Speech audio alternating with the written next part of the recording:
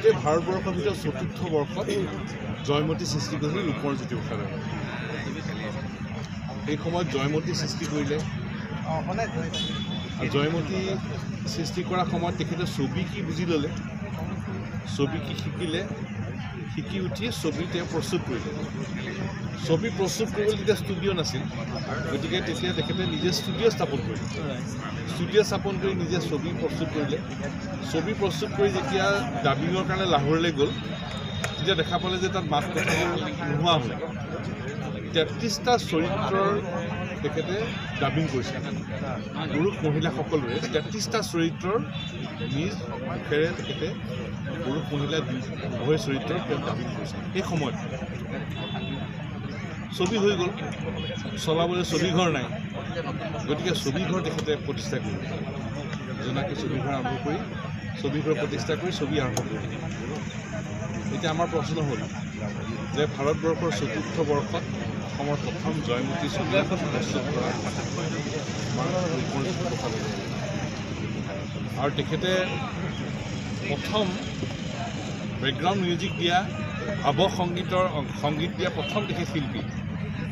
নিজে ছবি তেখেতে ষ্টুডিঅ' বনালে, নিজে ডাবিং কৰিলে 33টা চৰিত্ৰৰ, নিজে ছবিঘৰ স্থাপন কৰিলে। আজি সেইগৰাকী শিল্পীক কিন্তু ৰাষ্ট্ৰীয় স্তৰত যিটো মৰ্যাদা দিব লাগে সেই মৰ্যাদা দিয়া নাই। শিল্পীৰ নামত দাদা চাহেব ফাল্কে বঁটাৰ দৰে ৰূপকোঁৱৰ জ্যোতিপ্ৰসাদ আগৰৱালাৰ এটা ৰাষ্ট্ৰীয় বঁটা প্ৰৱৰ্তন কৰিব লাগে। যদি ৰূপকোঁৱৰ জ্যোতিপ্ৰসাদ আগৰৱালাৰ প্ৰতি যদি ৰজাঘৰৰ যদি অকণমানি যদি শ্ৰদ্ধা আছে, এই ৰাষ্ট্ৰীয় বঁটা অতি সোনকালে প্ৰৱৰ্তন কৰিব লাগে। আনটো বিষয় হ'ল প্ৰজন্মই ৰূপকোঁৱৰ জ্যোতিপ্ৰসাদ আগৰৱালাক জানিবৰ কাৰণে আমাৰ পাঠ্যক্ৰমত ব্যাপকভাৱে তেখেতৰ সৃষ্টিৰাজিক অন্তৰ্ভুক্ত কৰিব লাগে। শিল্পীৰ পৃথিৱী, তেখেতৰ সৃষ্টি কিয় আমাৰ এখন ৰেপিড ৰিডাৰ হ'ব নোৱাৰে, কিয় দ্ৰুত পাঠ্যক্ৰম, কিয় পাঠ্যপুথি হ'ব নোৱাৰে, হ'ব পাৰে। আমাৰ প্ৰজন্মই ৰূপকোঁৱৰক জানিবৰ কাৰণে এই ব্যৱস্থা ল'ব লাগে।